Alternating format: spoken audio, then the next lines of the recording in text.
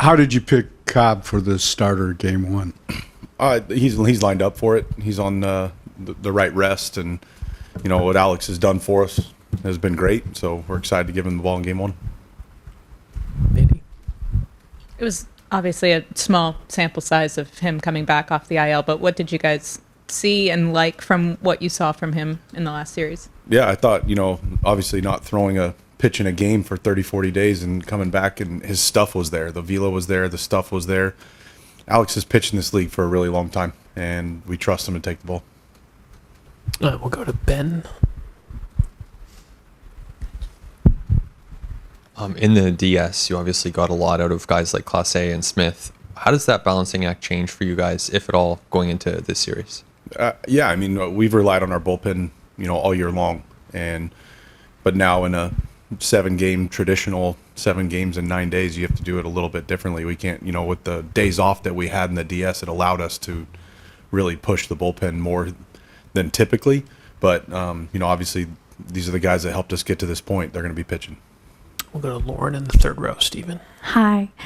We just spoke with Cobb, and he had glowing reviews of his time playing with you. How would you describe your relationship with him, and how does it help to bridge that gap from, player to manager, just knowing you have that, robust relationship? Yeah, I think, obviously Alex and I have known each other for a really long time, played together, through the minor leagues, a little bit in the big leagues, and it hasn't changed a whole lot. We talk to each other the same way we did when we played together. I think there's a little bit of familiarity there, and I'm myself. I don't act any different than I did as a player. I'm the same person that I've been and always will be. So we have a great rapport. I trust him. He trusts me, and it's been a lot of fun having him.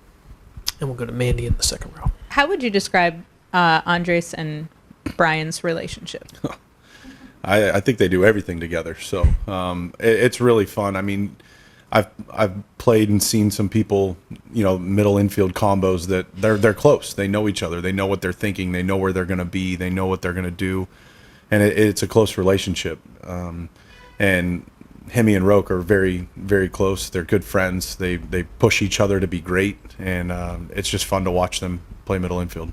And we've asked you about the defense a trillion times this year, but just how much comfort does it bring you guys when you know that those are the two up the middle for you? I love it. Every time you see a ground ball going towards the middle of the field, you're excited to watch, see what they're going to do. I mean, they've both made, individually and together, some unbelievable plays all year long, and it'd be hard to find a combo better.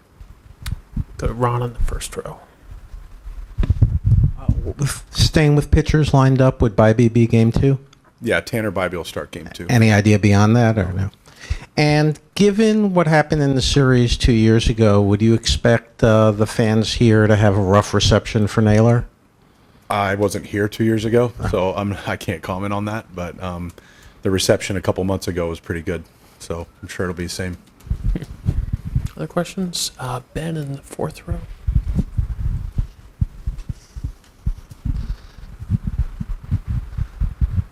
Just further to the pitching staff, ahead of a game like yesterday where you had obviously really high stakes and you end up taking out Boyd earlier than might traditionally happen, what's the communication like for Boyd and also for your relievers ahead of a game like that? I mean, the communication was all hands on deck from the pitch number 1. And Matt, I didn't expect him to be happy with the decision or even understand it. I'm always open and honest with the players. I tell them exactly what I'm thinking, exactly why. Don't have to agree or like it, but here's how it is. And, it wasn't the script. It wasn't the plan. It was just, it felt like the right time to go to Cade and get into the bullpen. And, in a winner take all coming out of an off day and you have everybody with bullets, it just felt like it was the right time. So that's kind of a feel thing that you're watching with your coaches in the moment? Yeah, I mean, we talked before the game about when different situations could come up. But I don't ever want to go into a game saying we're for sure doing this. I want to watch the game and see how it's going, watch the pitcher, watch the at-bats that they're having. There's no formula. It's you use the information to be educated, and then you have to watch the game. We'll go to the third row on your right, Stephen. Hey, Stephen. How you doing? Great. I know you've talked about your offense, kind of a collective effort all year, but with a guy like Stephen Kwan, the way he's been swinging the bat, obviously it's the last series, How would you kind of just describe the feeling that what he brings to your offense heading into a series like this? Yeah, I mean, the way Steven swung the bat this last series was fun to watch. He's one of the best complete hitters in our game. I mean, he's got power. He finds the barrel. He finds grass on the outfield. He's a good hitter, and he'll take what the pitcher gives you. And if you make a mistake, he's got the power to hit out of the yard. He's our spark plug. He gets us going, and he definitely did that in the DS. Out to your far right in the second row, Dan. Stephen, the Yankees are considered pretty prohibitive favorites here. Do you embrace that role or underdog role, or you're ignoring it? What's your thought process going into the series? We worry about us. We've taken that with every series, all year long, and we can control what we can. And we know the Yankees are good. They've played us tough. This is a really good team we're about to go up against, but we're confident in who we are, and that's all we can control is us. So it's going to be a fun series, and we're really looking forward to it. We'll go to Mandy, then Ron. Obviously, one of your strengths this year has been the fact that it could be anyone on any given night in this offense to help you win. To know how you guys made it through the first round, but then also know that Jose could lock into another level at any point. What kind of comfort does that bring you, knowing that you guys accomplished what you accomplished, maybe without Jose being ridiculous levels like he always is? Yeah, I mean, it's when Jose's going, there's no one better, and I think that's the beauty of Jose, and he's one swing away at all times. I mean, there's not one set of eyes that's not locked in on him when he's at the plate, and he's electric, and he got big hits when he needed to in the series, and it helped us win a couple games. So I think he's always one swing away from going off, and Naylor same way, and we've got a lot of guys that are going to step up. But like you said, the beauty of this team has been a different person every night steps up. But Ron. Earlier today, Booney said basically with Ramirez underappreciated as part of his first name at this point in baseball, and that it shouldn't be, that everyone knows it. Are you surprised just some people still consider him somewhat under the radar?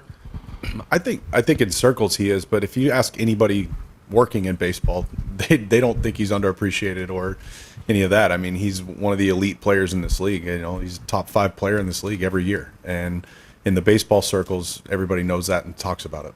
And also, when the front office was first considering signing Matt, did they bounce the idea off you, and what thoughts did you give them? Oh yeah, I mean, right when they had the thought, I got on the phone and called him, and I've played against Matt, watched him play for a long time, and just getting to know him and hearing what he'd been through with his rehab and the things he'd been doing to stay ready, we were 100% confident that he was going to step in and do what he's done. What did you know about him from playing with him? He knows how to pitch. He's a great human being. He fits in this clubhouse tremendously. He's a leader in this clubhouse, and never liked facing him when he was pitching against our team, and we wanted him. Other questions for Voter? Hoynesy? Stephen, the last time you guys were here, the Yankees really showed a lot of power early in the game, in the series. How do you counteract that? We just got to make pitches. This is a really good lineup, really good team, and we know we've seen them. They've done it to us. They've hit the ball to the yard against us, and so we just have to make pitches. Our game planning is always really good, and we just have to execute. Anything else for Steven? Lauren?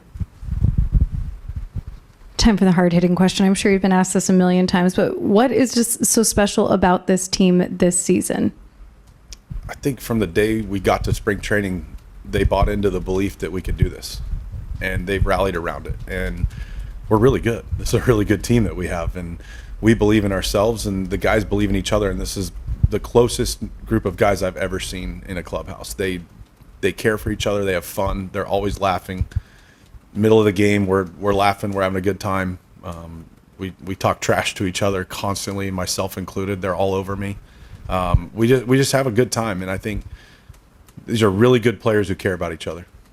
Go to Jeff in the fifth row on your right, Steven. I'm sorry, you teed it up. What are they all over you for? Usually it's if a catcher makes a bad catch, they're like, that boy Voter. They know I couldn't catch, so things like that. We're always giving each other a hard time.